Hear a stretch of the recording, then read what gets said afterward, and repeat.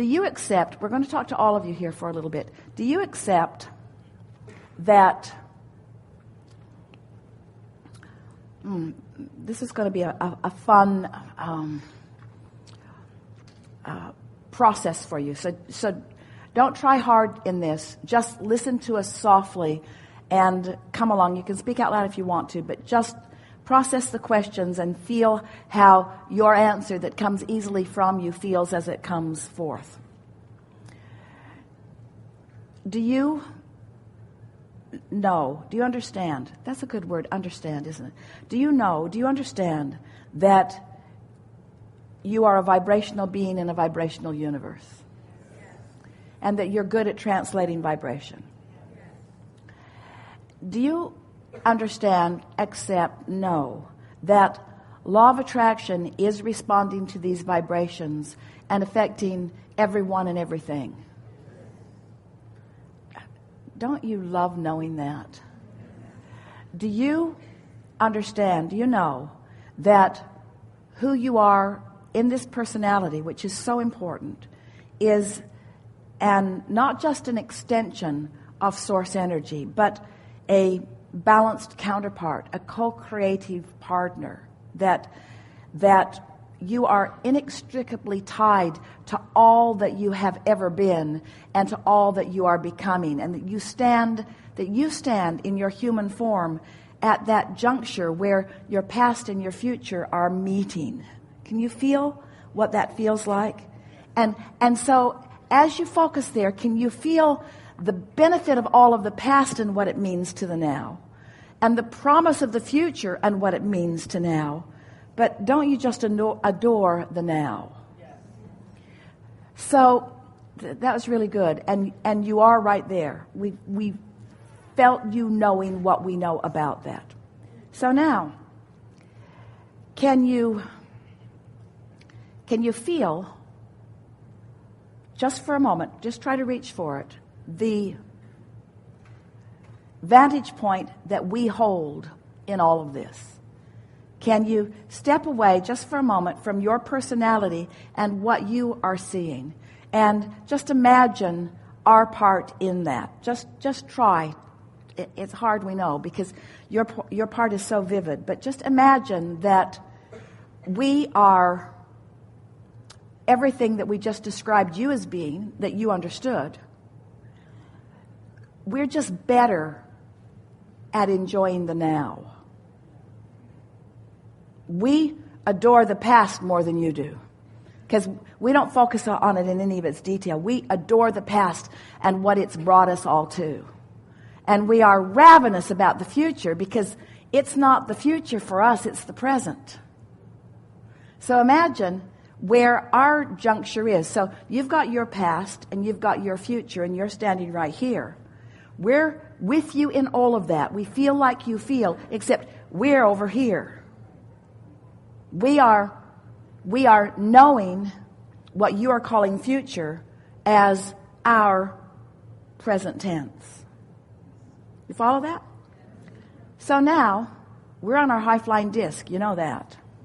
We're on our high-flying disc. You've been there sometimes. You know what it feels like. And we're focused from our high-flying disc on you.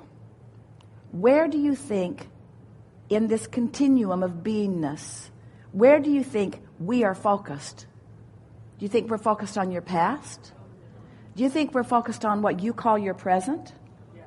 Do you think we're focused upon we call your present?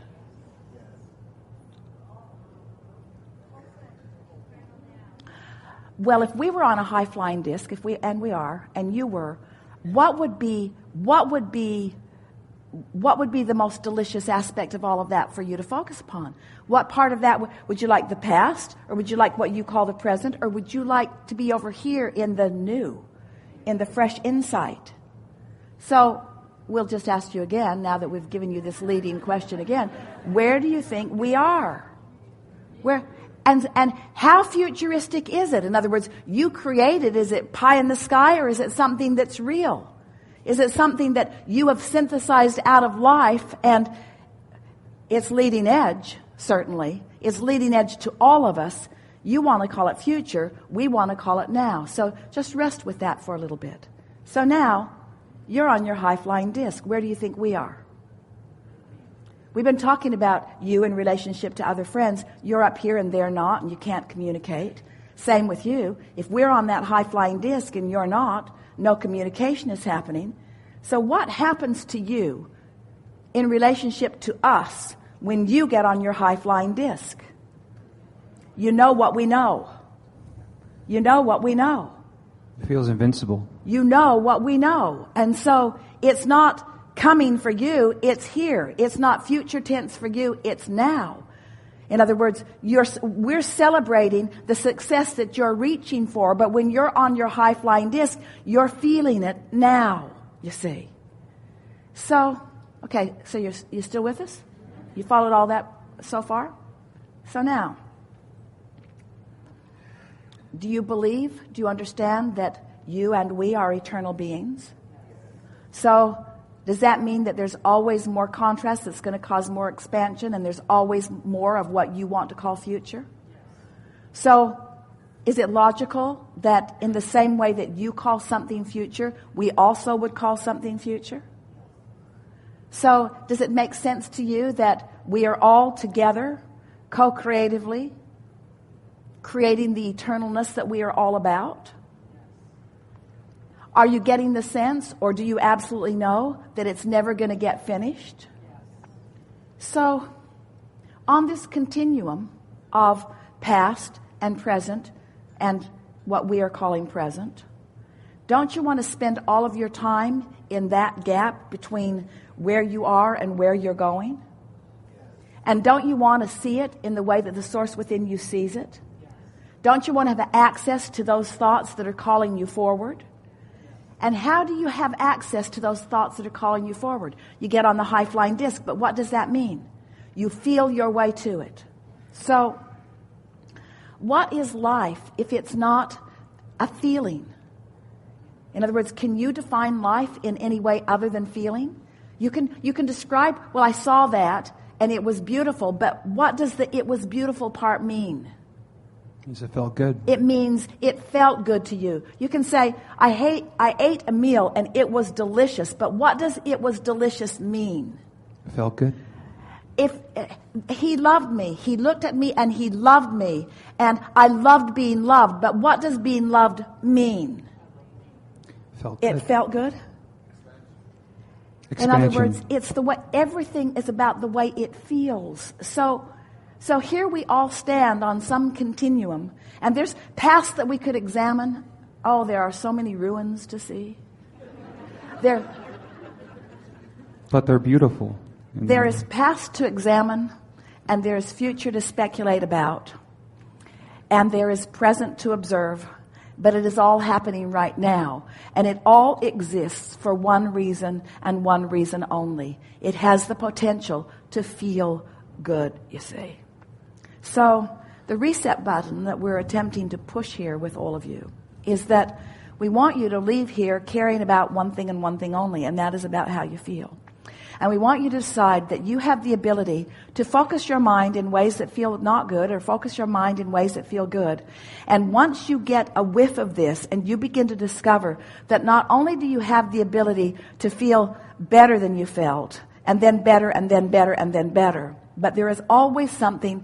You always have the ability to feel even better than you feel. You can be clearer than you feel in your clearest moment. And you can be funnier than you are in your funniest moment. And you can enjoy music more than you've ever enjoyed it in your most magnificent moment. And you can eat food that is more delicious than it has ever been. There's always something more. And you are innately wired to always be reaching for that. Now here's the piece that we really want you to understand. Since we are all in this together, and since you are an extension of that which we are, and since you sifted through and told us all what you want, and projected a rocket of desire about it with such clarity because of what you were living, we rode that rocket and we know it. And now we are standing in your present tense that is different than the present tense that you are standing in. If you will reach for the feeling, we will call you home to who you have become, you see. And in that moment, you're going to be laughing harder than you've ever laughed. You're going to be feeling more empowered than you've ever felt. You're going to be enjoying whatever you're doing more than you've ever enjoyed it. And you're going to be free of trying to sift everything out and decide what's right and what's wrong and who should have done that and who shouldn't have done that. You'll be free to come into alignment and resonance with who you are, which means you'll step for the first time maybe into conscious, deliberate awareness of why you're here and what's it all about. And when you start deliberately co-creating with those like us who know where you've been and don't care, who know who you've become and do care, who know where you are and where you're wanting to be and do care, who can guide you every step of the way, not to an end result that you will like better, but to a present moment that will feel better, to a present moment that will feel better. Because it's all about now. All of your power is now. All of our power is now. You just got to practice yourself into knowing your power, practice yourself into feeling it. How does the word power feel to you? Feels like clarity. It feels like certainty. It feels like ease, because when you're in full power, Esther told a friend the other day, I love engines in cars. She loved the monster bus. She loves her Audi R8. She loves opening it up wide. She can just feel that engine click into its awesomeness. In other words, those lower gears, it will tolerate them, but it wants to be full throttle and wide open. And it's happiest in that fullest combustion, and so are you see. So it's time for you to stop pinching yourself off, stop trying to please other people who don't understand, stop trying to rein yourself in because you appear to be obnoxious.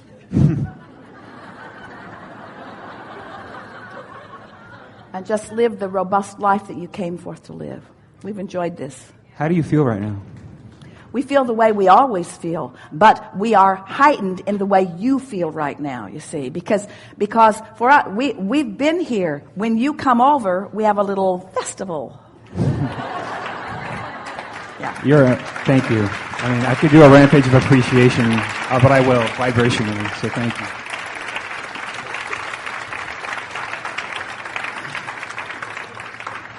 All right, let's get to something that feels more like real life to you.